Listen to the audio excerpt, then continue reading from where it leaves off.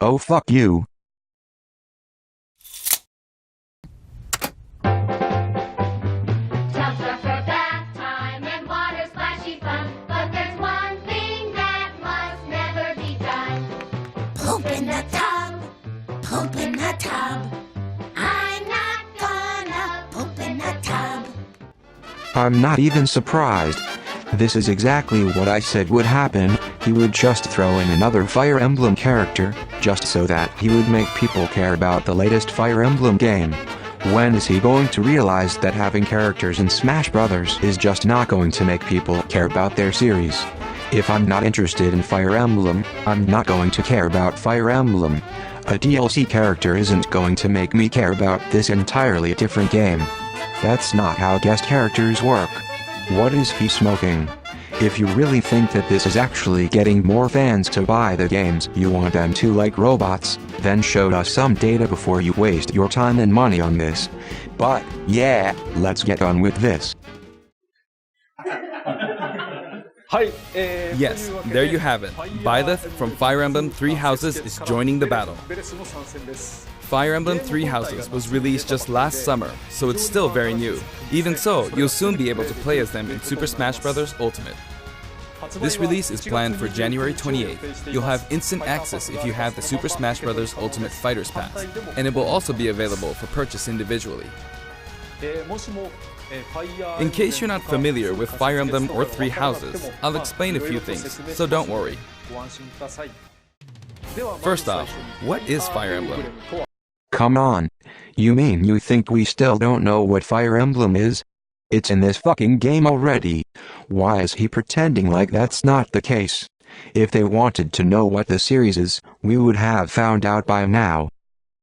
Several characters also appear in the Super Smash Bros. Series, and 6 of the 7 can use a counterattack. It's their down special. There's actually a reason for this. When I was considering how to incorporate Fire Emblem fighters into Super Smash Bros. Melee, I thought it might be interesting to reflect the turn-based nature of the original game.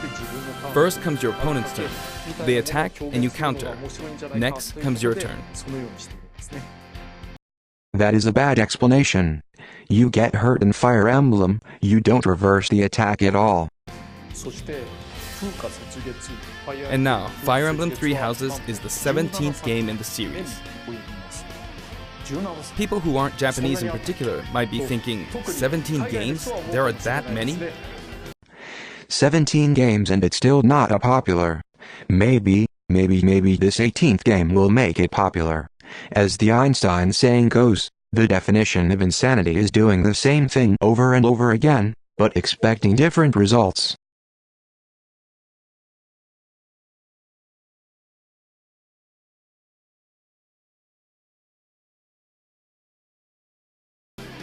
Well, if you include Fire Emblem Heroes in the remakes, but you don't include the Satellaview game, Tokyo Mirage Sessions Sharp FE, and Fire Emblem Warriors, then it comes out to 17 games. Let's try saying them in the Fire Emblem Can You Say It challenge. I'll give it a try. 暗黒竜と光の剣、外伝、紋章の謎、聖戦の系譜、トラキア776、封印の剣、烈火の剣。 Yeah, Nintendo chose this character alright. Next thing you know, he's going to rank every Fire Emblem protagonist by how long their wieners are. What is Fire Emblem Three Houses? In Japanese, the male version of the main character is called Bereto and the female version is called Beresu, but in English they share the same name, Byleth. Byleth becomes a professor who ends up leading one of 3 academic houses. Nintendo fans saw Nintendo Directs explaining this very same plot last year. Do you really think because of Sakurai telling it that it will make a difference? Before my demonstration, I should point out that when I did the Terry Bogard showcase video, I mentioned that it was recorded a month in advance. But this time, we have to account for the holidays and such, so we're filming 2 months in advance of this video's release. Right now, it's actually November. I fail to see the humor in that. But so if this was recorded in November, then they very well could have unveiled this character at the Game Awards. Gee, I wonder why they didn't. I just wonder. For their up smash attack, they'll whip the sword upward to launch enemies in the air. For their up air attack, they'll wave the whip sword overhead. The hit detection for this attack lasts for a relatively long time. The up special move is really something. The sword extends like this, allowing you to do things like this. It was pretty terrifying how I knocked him into the air with that attack. And in addition, you can do awful things like this. Sakurai overpowering his favorite characters. Check. Now, for the sideways inputs. This is Erdvar, the same name as the weapon from Celtic mythology. First, we'll go through the forward and back air attacks. As you can see, they have a long reach. Like so. So even if this character is quote, immobile, you can just easily fly through the air and spam that. What a joke. Next, the side special move. Byleth will simply swing the lance like this, but again, it has excellent reach. For example, even when your opponent is at this distance, it'll still hit.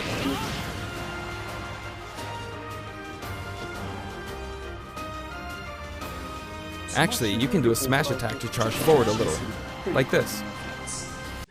Can Donkey Kong get that? Can Wario get something like that? Because this character is the last character that needs that.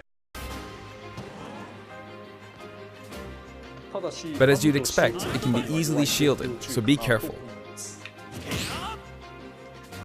Oh thank God. The attack can be blocked, just like any other attack. We can all exhale.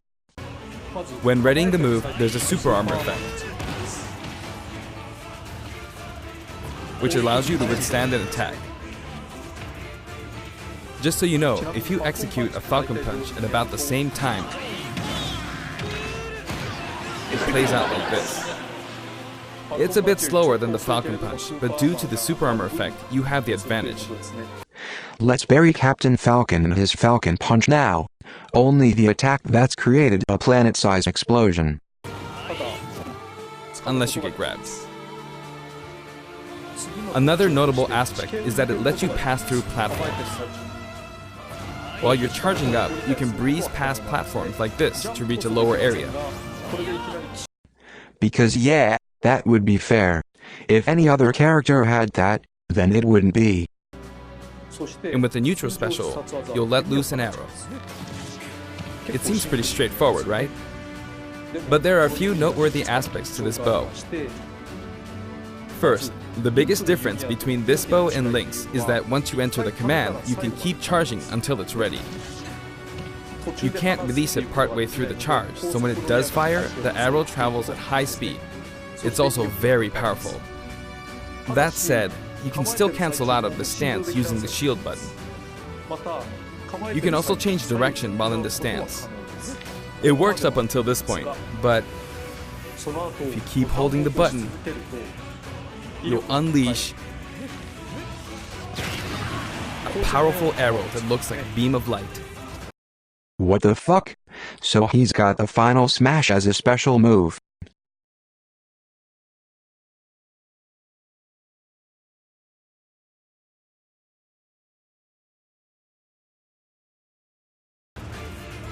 You can perform this move by keeping the button held down. You charge up power like so, charge a bit more, and then fire. But again, you'll need to take care when using this move. For one, when you've powered up the move to its max, there's no way to cancel out of it, not even with the shield button. In other words, you're committed to firing it. So you see, a situation like this is pretty terrible. Once you've entered the stance, you won't be able to do anything. Oh, but you could just simply spam other long-range moves that can't be reflected, so that won't even be a problem. I wonder where people will buy their supplies now. Laugh track.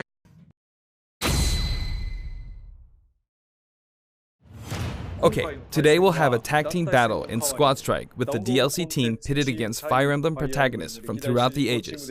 That'll give us precisely 5 players per side. Alright, here we go, Joker. Joker!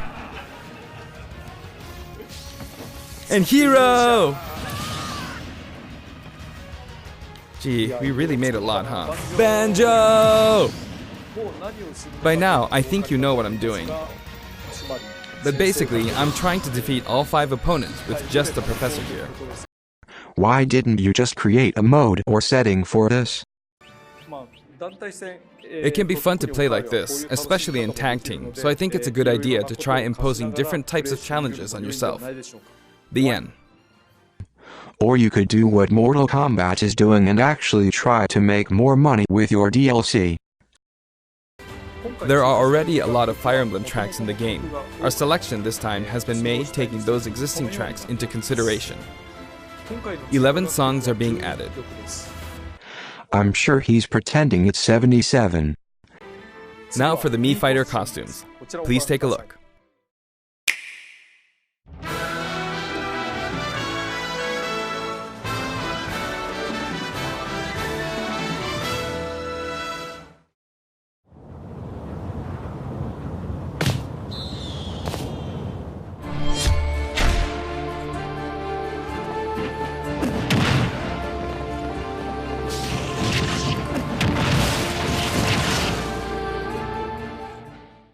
So let me get this straight. You got permission from Ubisoft to include this vastly popular character recognized by millions of gamers all over the world, but instead of making him into a character, he's just a Mii costume? Don't you think that maybe if he were a character that fans of his game would pay to get Smash Brothers? Has that thought ever crossed your mind at all? Don't get me wrong, I'm sure Assassin's Creed fans are thrilled about getting just anything, but would you really do the same for Lara Croft? Or, you know who? He would.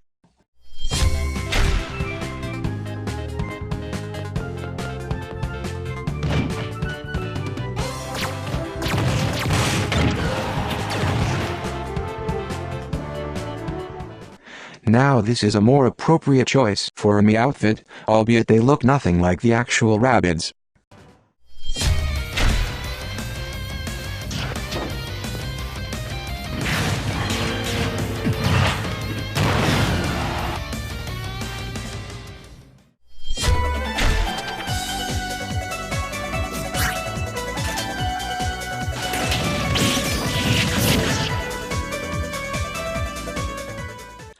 I guess it was only a matter of time to just add X and EXE. Not much else to say, although Mega Man sure is getting a lot of outfits over other series.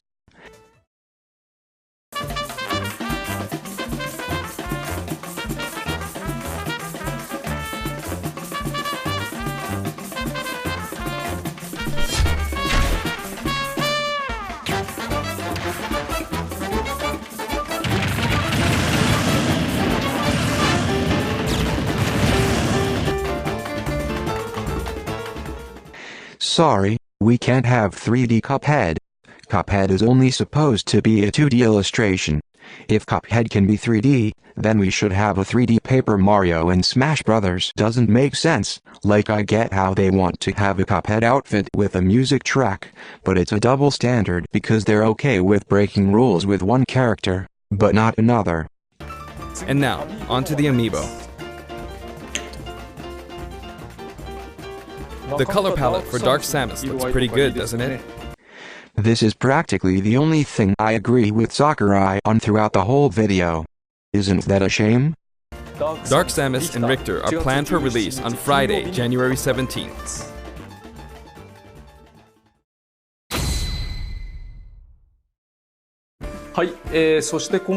And now, with the addition of Byleth, the Fighter's Pass is finally complete. The lineup was Joker, Hero, Banjo and Kazooie, Terry Bogard, and Byleth. Grading this Fighter's Pass, you have 2 BS, a C, and 2 FS. You can really tell who those FS belong to. Would you pay $25 on this? I'm going to save my money, and I'm certainly not regretting it.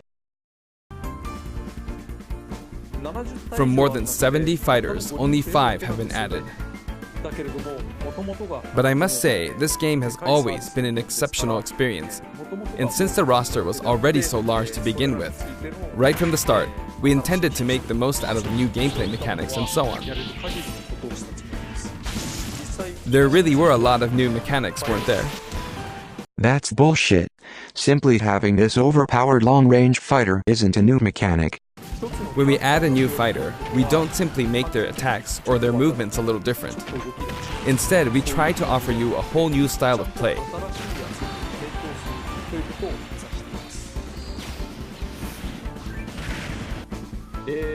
As I stated, we'll continue to release more DLC fighters down the line. I had thought that 1 or 2 might suffice, but, well, have a look.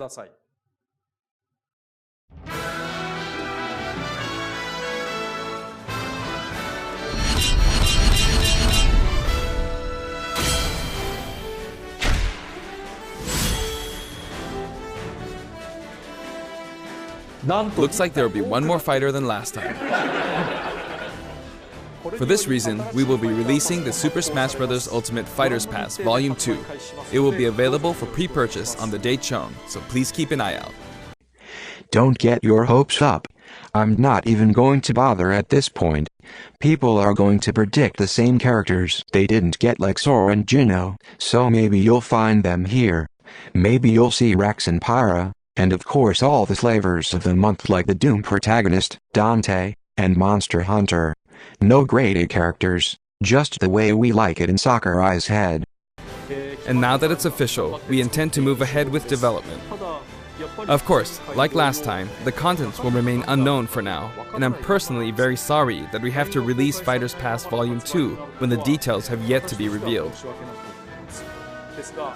Like last time, I'd be very grateful if, despite that, you would understand why and purchase it. Go fly a kite. Unless I know I'm going to really enjoy whatever characters I get, I don't want to pay for characters I don't want. I don't want to pay for shameless plugs of other games and characters that a small sample size on Twitter constantly beg for. Furthermore, the new additions have already been decided. Even if I receive many requests regarding potential candidates on Twitter, I'm afraid it would be very hard to consider them. All you have to practically do is like the same games and characters that Sakurai does, and boom, you'll get every character you ever wanted. But I still hope you'll look forward to it. We're also including a bonus with Fighters Pass Volume 2. Last time, it was a Rex costume, but this time, here's what we have.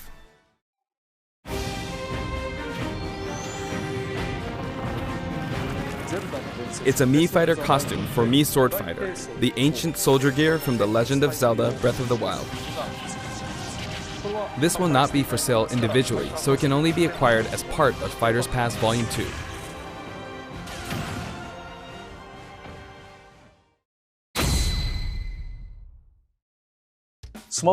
It's been reported that Super Smash Bros. Ultimate is the highest-selling fighting game in the world. So, let's not try to sell more, right? Like a celebration of Sakurai? That definitely hits the nail on the head. Personally, I don't know if it counts as simply a fighting game, but I guess it's seen as a fighting game around the world. Seems like Street Fighter 2 was in the lead for a while, but now Super Smash Bros. Ultimate has surpassed it in total sales. However, I'm not sure if this is accurate. There were 5 versions of Street Fighter 2, or 6 to 7 if we really want to get into the weeds. Plus, there's the arcade versions and the 25 ports to other systems, so I don't know if that's been accounted for. Also, I don't know if that really qualifies as one game. It's up for discussion. So, who knows? But when it comes to a single piece of software, it seems like Super Smash Bros. Ultimate is number 1. Although, I still don't know if it can really be called just a fighting game. I feel like it's become more than a fighting game, some sort of celebration of gaming or something else entirely. Also, I feel a deep attachment to the 5 DLC fighters. Wow, who would have guessed? Nintendo totally picked the fighters all right.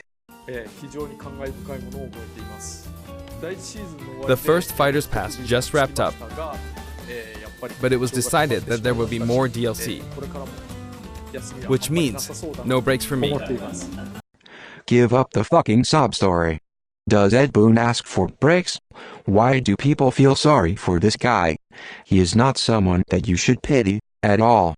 This is the only developer in the industry who make a huge fuss about his work and people pamper him for it to no end. Like, come on. He should work on Cyberpunk 2077. I plan to keep working hard, so I hope you can continue to support us.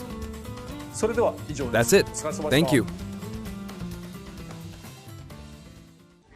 This was just a bad reveal, and I'm glad I didn't have high expectations. I practically had no expectations and wasn't even surprised when I watched it. Completely fell in line what I would expect from Sakurai. I have Fire Emblem Three Houses. It's a great game, but when I'm forced this down my throat non-stop, it makes me want to snap my game in two. I felt the very same way when he revealed Corrin. It's just not necessary. When is he ever going to be satisfied with Fire Emblem that he no longer feels the need to do this with every game? We have 7 other characters. They're not evergreen. Evergreen is the last word you would find in his vocabulary, and it shows. If you look up evergreen, you'll get this definition: having an enduring freshness, success, or popularity. Now does that describe Fire Emblem? Byleth isn't evergreen. He's going to be last Tuesday when the next game comes. Banjo-Kazooie is not evergreen either, at least not now. Who knows what Microsoft is going to do with their Xbox Series X? Joker from Persona isn't evergreen, but who knows? It's their most popular game at lose at the moment, so maybe he'll be more of a mainstay. Oh, and of course, the hero isn't evergreen. Maybe that's what Sakurai should have done instead of give us 8 Fire Emblem characters. Just make them all palette swaps.